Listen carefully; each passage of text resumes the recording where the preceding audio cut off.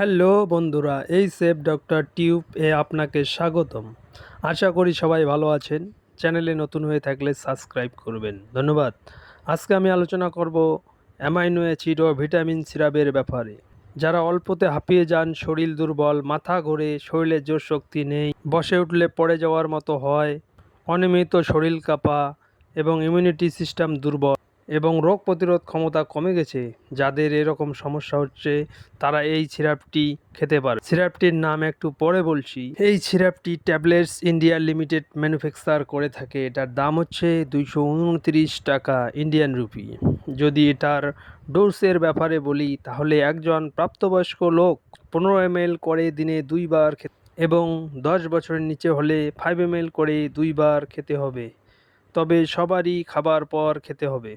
এটি তৈরি করা হয়েছে মূলত hydrochloride, leucine, methionine, lysine, threonine, valine, vitamin A, calciferol, riboflavin, nicotinamide, calcium, cyanocobalamin, ascorbic acid, folic acid প্রভৃতি সবগুলির মিশ্রণে তৈরি হয়ে থাকে অ্যাস্টিমিন সিরাপটি।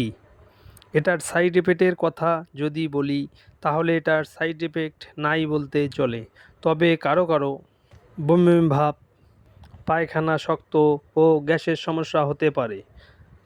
তাহলে নিকটবর্তী ডাক্তারের শরণাপন্ন হবেন বা ওষুধটি খাওয়া বন্ধ করবেন।